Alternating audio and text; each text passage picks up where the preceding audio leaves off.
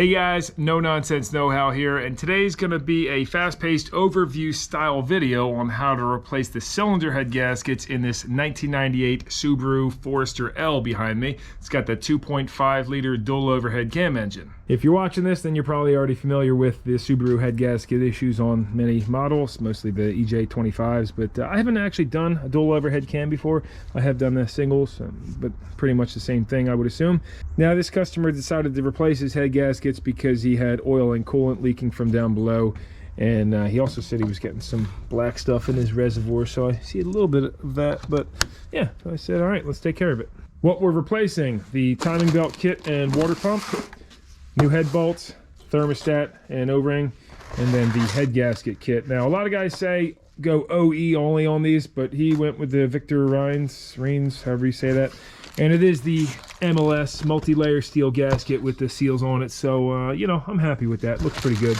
Okay, and to the job now. First step's going to be setting the parking brake, get your vehicle jacked up. Jack stands, however you like to do that. I assume you already know how to jack a vehicle if you're doing head gaskets. That's just an assumption, though. Then use a 10mm to remove your negative, positive terminals and your battery. Get the tray out of there. A couple more 10mm on these little covers here. I do suggest maybe taking some pictures, and one tip I'll give you as you take things off. I mean, it's not a bad idea to put the bolts right back in the hole, or, you know, just stack things in the order that they came off and put all the bolts where you took them, you know. But everybody's kind of got their own way of that. So now we're going to go ahead and remove the belts. I've already started draining the radiator by just taking the hose off the bottom of the thermostat housing. Having this nice big pan is great, because when we pull these heads off, there's probably going to be some oil leaking from those too. You might want to drain your oil at the same time too, but I'm not sure if he wants an oil change or not.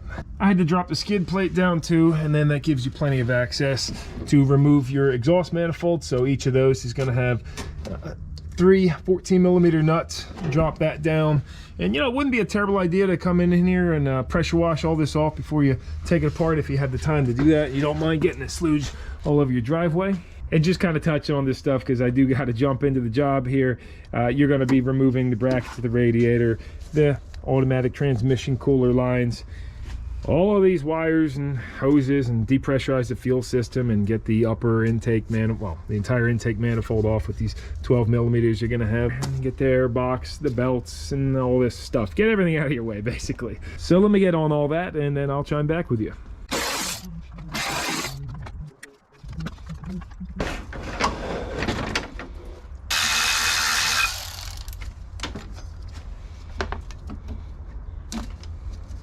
For getting the crank pulley off, you can either order the holding tool, which I'll plug a link to that down below, and basically everything in this video, or you can take an old belt, or unless you don't mind destroying the belts that came off of it, but I have this old longer belt. You wrap it around these few pulleys, and then you take a bite and you wrap it around here. You can see it's still loose, but now watch, when I crank this, it'll cinch down and I can remove that. As you start to spin it, it should suck it in there, and oh yeah, there it goes. There you go. That's a great trick. Works awesome. You can use that for when you torque it down too. And you just spin it back, and once you do, you can pull that bite. See, it'll put a little pinch in it, and that's it. That's why it's good to save tons of junk. Like, I got these old timing belts and all sorts of junk that I save, because you never know when you're gonna need it. Usually the pulleys will come right off, but this one's being a little stubborn, so I just shot a little rust penetrant in there, and I'll come back to that. She's got some corrosion, but you can always take a little pry bar and give it a slight pry. You don't want to damage it though, or anything else.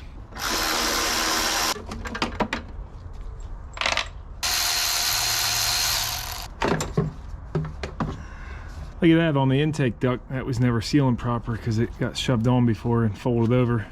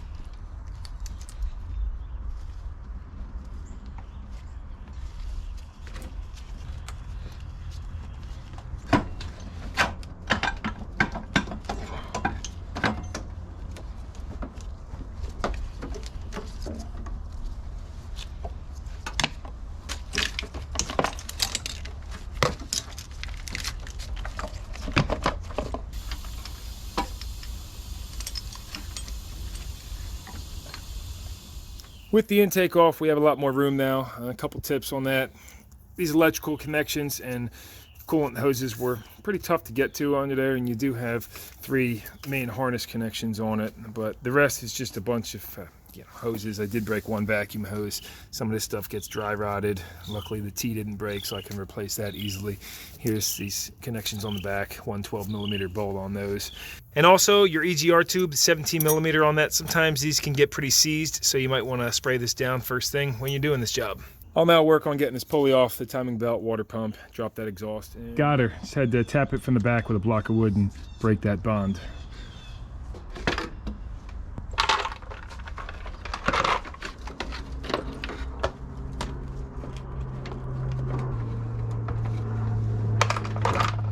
Before you remove the timing belt and components, you always want to rotate it to top dead center. So you can see you got this mark right here and the mark on the back that lines up. It's covered in dirt, but with a little notch right there on the cam position sensor housing, we'll call it. And then you got to make sure that these notches line up right there. If those aren't lined up, you got to rotate that another 180 or 360, whatever the case. You got to keep rotating it till these cams line up, so you can see these 2 marks line up with that one. So now you can pull all that off.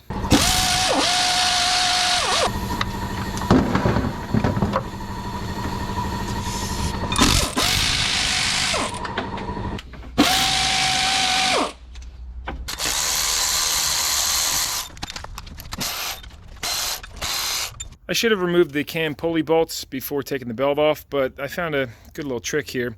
Just take a pinch of the belt and roll it in between the 2 cams, like so. So I want to rotate this way so it'll suck it in, and then bring it back, put a block of wood here, and that worked good for getting the top one. But now if I rotate, obviously that would have to go the other way. So let me see if I can rig that. Or better yet, if you just take a double pinch of the belt, wedge it in from this side. Now this does exert a lot of force on the cam bearings, I suppose, and the pulleys, but let's see. Oh yeah, that works good. So it's great that they label these 2. You got left intake and left exhaust. Of course, they do make a cam holding tool, so you might want to pick one of those up. I will drop that link down below. The passenger side pulleys were much harder to get off, but I found if you just keep wiggling back and forth and tapping it very lightly with a hammer, making sure not to crack or anything, they came off. But you can see why. There's some corrosion on there, and they are a little tight. When you take all the 10 mils off the plastic covers behind the cam pulleys, make sure you don't lose these little steel spacers in here. I had one of those fall out. I almost didn't see it happening. So you also gotta get your oil fill tube off. Dipstick had 110mm, and then I just kind of bent that out of the way. Well, not bent, but rotated that out of the way. And now you can see we have plenty of access to get our valve covers off. Make sure you have an oil pan under there, since there's definitely gonna be oil sitting up in the heads. And then we can work on the head bolts. Quick observation too, these do have multi-layer steel gaskets on them, and you can see that rust, they started rusting and kind of pushing out, and I wonder if that had something to do with the head gasket failure, because if they rust in between, you know how strong rust can be. That stuff will bulge and push things out of the way. But yeah, when you're in here, make sure you just take a good look, and obviously it's not a bad idea to replace your knock sensor while you're in here, and the seals under here. I'm not sure if the gasket kit's going to come with those, but many other items. While you're in here, just check it all. Your ground cable, slop some grease on this, take that bolt off. And I mean, if this is your own car, I personally would come in here and pressure wash this and just really go crazy with it. Do it right, do it once. I was able to get 11 of the valve cover bolts with my M12 in this little swivel socket. Nice and convenient, but the one, I did have to use a ratcheting wrench on this one back here. That was a little tight. So once you have those off, you got to remove the cams on this too to get to the head bolts. I'll show you the head bolts. Yeah, you can see they're right there. It's a 12.14mm socket for those, but unfortunately the cams are in the way.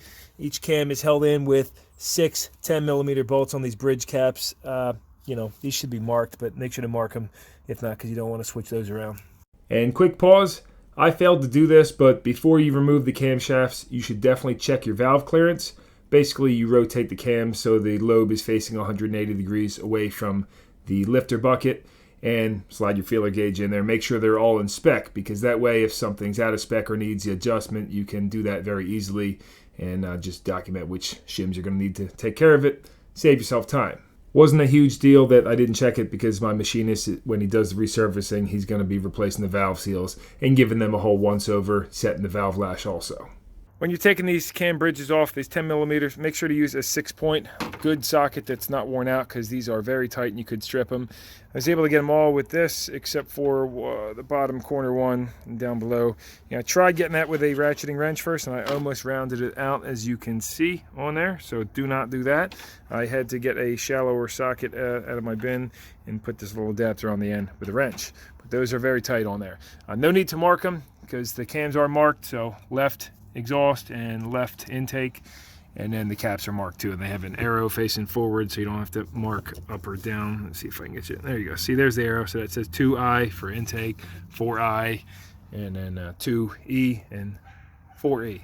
I don't see a marking on these ones, but you're not going to get those mixed up, because obviously the cam sensor's got to go on the top.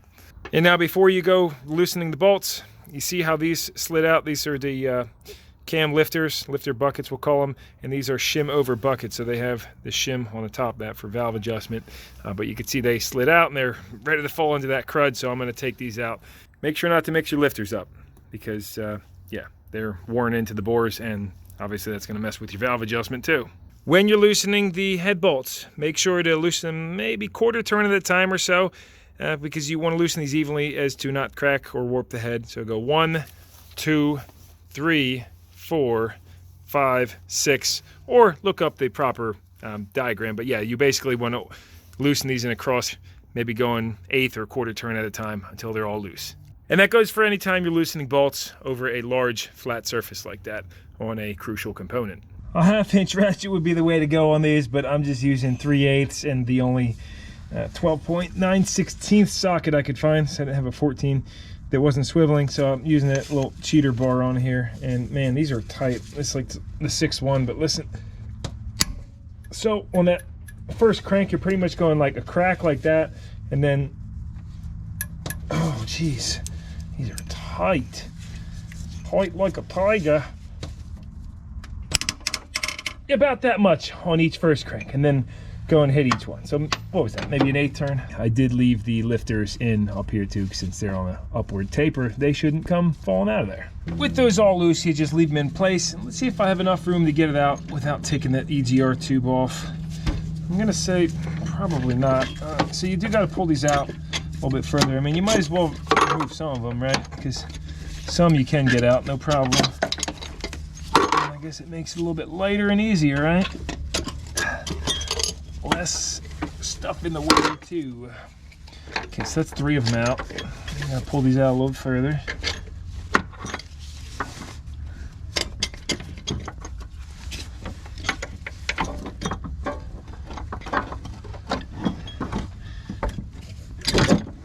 And then, oh yeah, there we go. Plenty of room in this Forester. Just make sure not to rotate it in a way where you would drop the shims or the buckets, the lifter buckets out. With that off, before you do anything, make sure you block the exhaust holes off. Stuff some paper towels in there, because you don't want drop a nut and bolt in there. You'll be looking forever for it and then have to get a flexible magnet.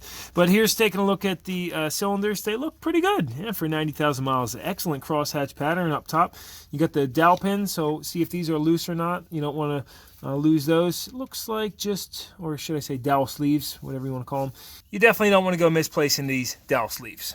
I'm not going to take all this and put it back in its appropriate location on the head so I don't get anything mixed up, and then take the other side off. Of course, that's going to be exact same as this. I'll let you know if there's anything different though. But let's take a look at this head gasket. Looks like, it might have been leaking right there. And if you look at the head too, same kind of deal. You could see some blow-by coming through there. The valve's looking in good shape, but I think I'm going to just bring this over to the machine shop, have him check it all out, and redeck it, because these can be known for drop-in valves or valve guide issues. And I'll have him check everything out on it and make sure it's good. Now, if you're skipping the machine shop or just checking these out yourself, make sure after you clean the carbon off of everything and get them nice and cleaned up, to take a good quality straight edge like this one. I got this on Amazon for like 40 bucks, I think. Top quality piece though, and make sure to check this for true flatness, right? Trueness. I think the warp spec is 2000s. But, I mean, if you can see any light under that straight edge on there when you're holding it on, I mean, I showed this in plenty of other videos, so I don't think I got to show it again. Of course, you take this protective sleeve off, too. I just keep that on there with a little bit of light grease under it so it doesn't rust. Getting off topic, though, Just make sure these things are flat and true and don't have any cracks or problems, because if you put new head gaskets, you're going to be kicking yourself in the butt if they blow, a week later or immediately or even 6 months later. And there's no need to pay attention to which head goes on which side, because when you put these on, you physically cannot put them on backwards, since the cams would be on the back of the engine if you put this on the passenger side. If you did face the cams forward, then the intake ports would be facing the ground. The passenger side ended up having a scotch more room to work with. Did have a ground cable on the back of the head too that I forgot to tell you guys about, right? But check that out. Cylinders look nice on this side too. No big carbon ring to remove. Probably get those cleaned up a little bit. Of course, cover your exhaust again. And darn, look at all that oil that's been leaking down here. That's pretty nasty. Both the dowels in place. Yeah, there is your short block, right? Gasket looks around the same. Those are the combustion chambers. Looks the same. Nothing crazy. And I forget earlier when I was talking about these caps, but they're marked intake and have the arrow pointing, and they are also marked with 2 and 4, and that's for the cylinder identification. So this is on the driver's side bank, so this would be cylinder number 2, and this is cylinder number 4. So like these ones down here should be 2E, 4E for exhaust. Good stuff. It's nice that they label. It's great when they label things. That convenient. But anyway, that's gonna wrap this night up. I got as far as time that took, I started this around 4 o'clock, and it's like 7:20 now, so around 3 hours, just over 3.5. And that was with pulling the camera out and having to film stuff and all that too. So I mean, if you really just hammer into this and you have a good idea what you're doing, you can definitely tear into this within, have these heads off within a couple hours, I'd say, if you're working, as a professional in a shop. Of course, I still got to spend another, 20 minutes putting all my tools away, stuff like that, getting cleaned up, get these loaded up in the truck to head down to the machine shop. And that'll wrap the night up. All right, next night, I'm back out here to do maybe an hour of prep work. I dropped the heads off around noon today, hoping to have them back by tomorrow. So I went ahead and cleaned up all these plastic covers. If when you're cleaning these, you notice any of the seals had already had oil on them, of course, don't use any solvents when you're cleaning these. You got to use a water-based or something that's not going to swell these. But this one had oil leaking on it a little bit, you could see.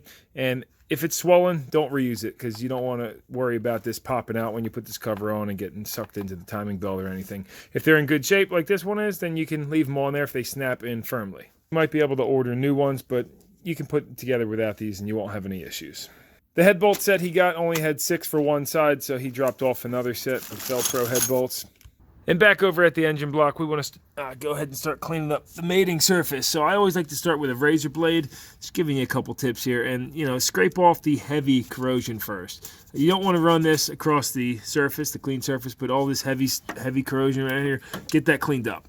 And then you want to go ahead and get a blowgun and blow out or suck out any residual coolant that's left in here. You can go in from the water pump on the front too. Make sure to get those nice and dry, and then you don't want any residue. See how there's a little puddle there? I'm going to clean that up. And then go in your oil return, soak up any oil, the oil feed lines, same thing. You can use acetone and a blowgun to clean the threads. You don't want to leave these and any grit in there. And then I like to use my whizzer wheel with a light 3M disc on it. And you don't want to take any material off on this when you're cleaning it. You just want to scuff it up a tiny bit. Not taking any material. Super light. Once you're done all that, not a bad idea to grab your straight edge and check the block surface. Not that if it is really warped that you're really going to pull the motor out. But sometimes if it's off, you can use a machinist block and some light sandpaper to correct it. So, worthwhile checking. Same thing on the water pump. This one's pretty darn clean, but always check on the bottom for any corrosion or pitting and get that cleaned up. So I'm going to get my pump bolted back in too and get going on all that stuff. I hope all those tips are helpful. I know it's a lot of talking, and I apologize for that, but yeah, those are just a few tips for you. It's a good thing we're putting the new valve seals in the head, because check out the cam seals that came out of this. Listen to how dry this is. Oh yeah, it's just very brittle. So the heads on these do get pretty darn hot, and it's a good idea to definitely do your valve seals. Could I have done the valve seals myself? Absolutely. I had the tools for doing that, but I like to bring business to a machine shop, and they do a good job for a reasonable price. Got the driver's side nice and cleaned up, whole shot with acetone and blown out. And I got to tell you, if you're not familiar and comfortable using one of these, this is risky business. You have to be really used to using this tool. Another great option is using just like a Brillo pad or abrasive cloth on it, because you don't want to take any material off. I can say it 20 times, Or again, using a machinist block like this, that's perfectly flat and some ultra fine sandpaper, you could go over that. Not a bad idea to maybe pull your dowels out too, but these are in there pretty good, so I'm not going to mess with them, bend them all up. I'm bolting the water pump on now. I like that it came with this steel gasket. They're the best kind in my opinion. And I always like to take a very minimal bead of, not even a bead, but a smear of RTV. I like using Permatex, the right stuff. Just smear it on both sides, tiny bit, to where it won't even squeeze out when you tighten the bolts. And then some blue Loctite on the water pump bolts. They get torqued to 8.7 foot-pounds in a cross pattern. Should do it in 2 stages usually, but make sure they're all good and tight. And make sure to wipe down your surface with acetone first. Sorry about the overexposure of the light down here. I'm not going to mention Loctite every time I use it, but I personally recommend it on everything, like your crank bolt, your can bolts. Every crucial bolt that you put on, might as well put some blue Loctite on there for sure. Get the pump all torqued down. I always like to spin this and make sure that there's no binding with it hitting the block or anything. Put your lower hose back on, and then the 3 idler pulleys, I only put this one on for now, but these 3 idler pulleys get torqued to 32 foot-pounds on those. I believe they're M10 by 125 threads. Also clean up the thermostat housing and get any corrosion off of it. And then put your new O-ring on the thermostat. You do got to make sure this has a little groove in it, so you got to make sure it seats on top of the steel surface like so, and it looks just like that. And I like to rub some grease on this too before I put it up in there, or on the housing, so but you don't want that corrosion starting up again, causing you any leaks. And then looking over at the timing belt instructions, I'll just hold that right here so you can pause it in case you don't have these. But it has all your torque specs on there. You see 20 foot-pounds on the tensioner, and it was 32 on those idlers. And on the crank bolt, they're showing 87 to 101 foot-pounds. Now, the funny thing here is I got my timing marks mixed up when I took the belt off. I should have actually rotated that another 360 because I had my double notches on the top, but it doesn't matter. When I put it back together, you're just going to make sure you adhere to these single notches matching on the top, and the double notches match each other on the pulley. It's great on these Subarus as long as you match that crank notch up. All 4 of the pistons are going to be midway in the cylinders, so when you turn in the cranks or anything like that, you don't have to worry about bending a valve unless you were rotating the crank separately from those cams. But yeah, keeps all 4 of the pistons sitting midway down the bores. Don't forget to read through all your paperwork thoroughly, and on the crank bolt you can see they do give you a service bulletin due to stretched threads or stretched bolts, so make sure to inspect that and that it's in good condition. Red Loctite on this one, I say. That's what I always do. And a week later, I'm back in the garage, finally ready to put these heads back in. Unfortunately, I didn't get them back in time from the machine shop to be able to put them on before vacation, but they look good. We ended up doing an exhaust valve job on them too. He said the intakes looked all right, but the exhaust valve seats were all pitted and really ugly. See that surfacing came out really nice. He cleaned them all up too. And the valve covers also, I just put those new valve cover gaskets in. When you put these in, make sure that you can flip it sideways, upside down, and they're not coming out. If you have to, you might need to use silicone, but these ones snapped in nice and tight. Always make sure to clean all the oil out before you go putting them in so that they do stick in good. And I'll just show you. I'm gonna, so if you want to pause this and look at some of the torque specs, boom, you got all those. Here's the cylinder head torque bolt, cylinder head torque. I'm gonna put another screenshot in because this seems to be missing a couple steps. And then over here, here's a few more torque specs for you in case you're doing this job and you want to pause that. And then here is how your torque sequence is going to go. 1, 2, 3, 4, 5, 6. Of course, following the additional steps in here, since I'm not going to walk you through that entire pace. I think I already said it, but before you go torquing these on, make sure to check for any foreign debris, any residual coolant or oil, and wipe the block down with acetone and a clean cloth. The new bolts and washers are going to get a very light coating of SAE 30 motor oil I like to use.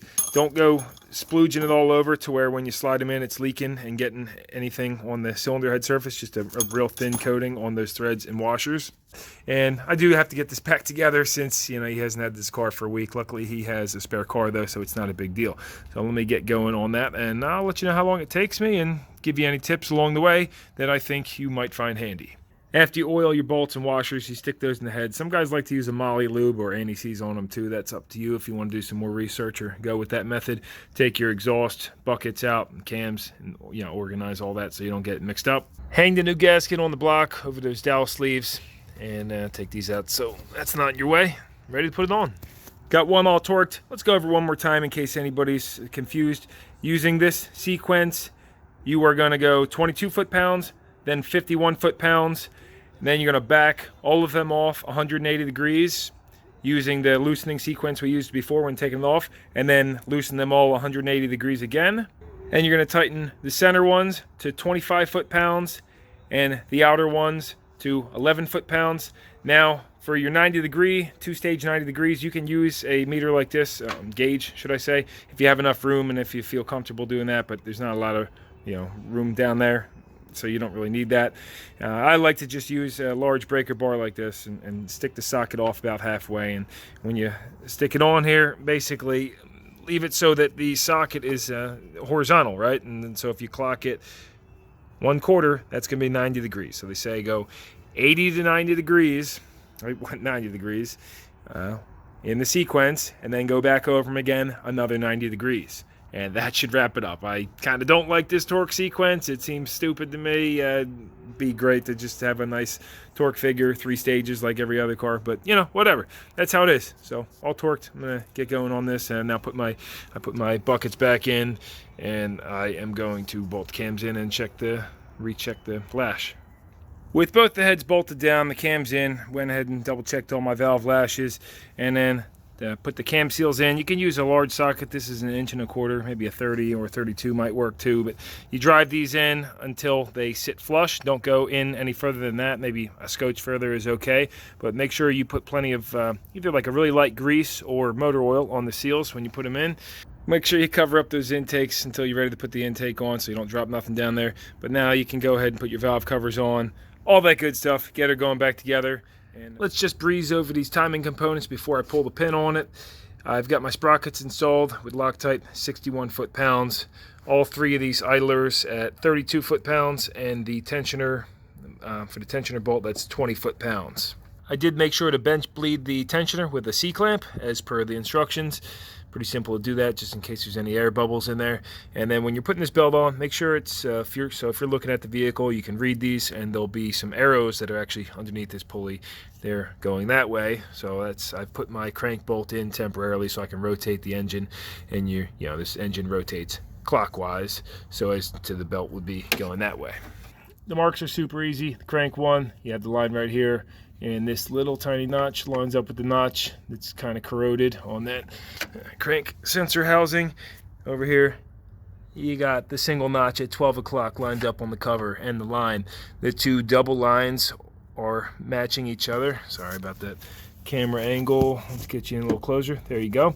And then you have another mark on the side of the belt that you're better off getting underneath to see that. I'll show you the other side. Same deal over here on the driver's side. Looks nice and good. Those double marks are lined up, and then there you go. I suppose a better look from underneath, but yeah, this single notch gets lined up with the single notch on the side of that cover. And she's timed so I can pull the pin. Oh, there you go. And now rotate this engine 2 turns clockwise and recheck your timing marks that they're all lined up, except for these lines will not match up anymore. So don't worry about that. After 2 full turns, all the marks line back up. Again, not worried about the painted marks on the belt. And we're good to go the rest of the way together. I will say that belt goes on a lot easier than the single overhead cam Subarus. Kind of slipped on there, no problem. All right, 6 hours later, and I've got that all back together. So let me show you where I'm at. Unfortunately, I'm not going to be able to start it till tomorrow. So the only thing left to do is to put the passenger side valve cover back on. Unfortunately, one of the half moons is missing. I think it's at the machine shop, so I'm going to give him a call tomorrow and hopefully get that. But fortunately, plenty of room to get in there and take care of that. And the only other hiccup was this PCV elbow plastic piece that goes in between these hoses. Super brittle, and unfortunately it seemed like it already might have had a crack, but yeah, that broke off when I was putting the intake on. So if you're doing this job, definitely get one of the new PCV plastic elbows, we'll call that. But otherwise, that's maybe 10 minutes of work tomorrow to get that back on, and then I can fire this up and we'll see how she runs. Already got it filled with coolant with the funnel body, ready to get burped out. And that's going to call it a night. But yeah, it took a little bit longer than I thought, around 6 hours with, that torque sequence on those heads and routing all the hoses and everything. And definitely a little tight in there. That's where I'm at. I'll see you tomorrow.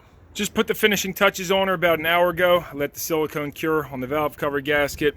and went over all my wires and hoses and make sure everything's plugged in and tight. So I'm ready to start it. I've double checked my fluid levels and really give everything a once over. Let's see how clackety clack she is when she starts up. Well, if she starts, right? Just kidding, she'll start up. I might crank for a minute though, because the fuel pump, that's okay though. Oh, there she is. Nice and quiet. Beautiful. All right, now I'm just gonna burp that out and burn everything off, you know, all that oil vapors, triple check all my work. I raised up the engine RPM just to burp all that air out, and I'm gonna take it for a good ride, but so far, no leaks, everything looks good and tight. So I know the second half of this video, putting it back together, I wasn't very specific, and I kind of just rushed through it and skimmed a couple tips and whatnot, threw some specs in there. Apologize for not being more specific, following you along, but it was just running on forever, and I also had to get this thing done for the customer since he's going on a trip. Anyway, if you watched the video this far, I greatly appreciate that. You know, consider dropping it a thumbs up, comment, or subscribing if, you know, because that helps out the channel. Any feedback, I really appreciate that too, and make sure to check that description for any additions or corrections I might add in the future, since, you know, sometimes I might say something wrong or miss an item. Any, you know, additions you'd like to add, again, plug them down below, because that helps out others. And yeah, hopefully you found it helpful. This has been a head gasket overview on a 1998 Subaru Forester dual overhead cam engine, and she's purring like a kitten. Till next time, no nonsense, no how. You always want to make sure those radiator fans come on too, and looks good.